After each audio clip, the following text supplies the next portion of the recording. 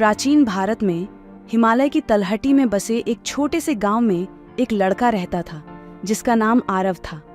आरव एक होशियार और ईमानदार बच्चा था जिसे वेदों का अध्ययन करना बहुत पसंद था।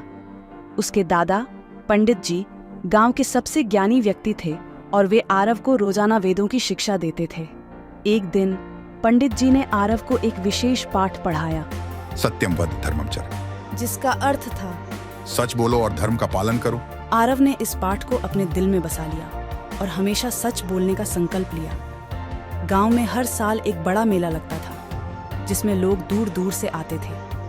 उस साल भी मेला लगा और आरव बहुत उत्साहित था। वह मेले में घूमने गया और उसने बहुत सी चीजें देखी, मिठाइयाँ, खिलौने और रंग बिरंगे कपड़े। आरव की मुलाकात उसके दोस्त विवेक से हुई, जिसने उसे बताया कि मेले में एक चमत्कारी पेड़ है जो हर इच्छा पूरी करता है। विवेक ने कहा, चलो हम भी उस पेड़ के पास चलते हैं और अपनी इच्छाएं मांगते हैं। वे दोनों पेड़ के पास पहुंचे और वहां एक बूढ़े साधु को बैठे देखा। साधु ने कहा, यह पेड़ केवल उन्हीं की इच्छाएं पूरी करता है जो सत्य बोलते हैं। विवेक ने पहले अपनी इच्छा व्यक्त की, मुझे बहुत सारा सोना चाहिए। साधु ने उससे पूछा, क्या तुम हमेशा सच बोलते हो? विवेक ने झूठ बोलते हुए कहा, हाँ, मैं हमेशा सच बोलता हूँ। साधु ने सिर हिलाया और पेड़ से कहा, इस लड़के की इच्छा पूरी मत करना। पेड़ ने कोई प्रतिक्रिया नहीं दी। फिर साधु ने आरव की ओर देखा और कहा, अब तुम अपनी इच्छा बताओ।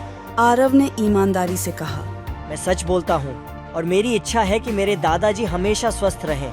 साधु ने पेड़ से कहा, इस लड़के की इच्छा पूरी करो। पेड़ के पत्ते चमकने लगे और साधु ने कहा, तुम्हारे दादाजी हमेशा स्वस्थ रहेंगे क्योंकि तुमने सच बोला है। आरव बहुत खुश हुआ और साधु का धन्यवाद किया। वह जान गया कि सच्चाई की ताकत कितनी महान होती है। जब वह घर लौटा, उसने पंडित जी को सब कुछ बताया।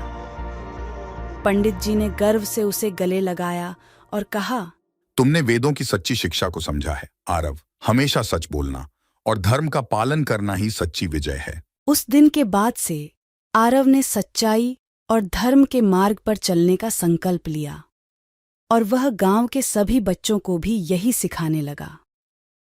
कहानी की सीख: सच्चाई और धर्म का पालन करना हमेशा फायदेमंद होता है और इससे हमें सच्ची खुशी और संतुष्टि मिलती है।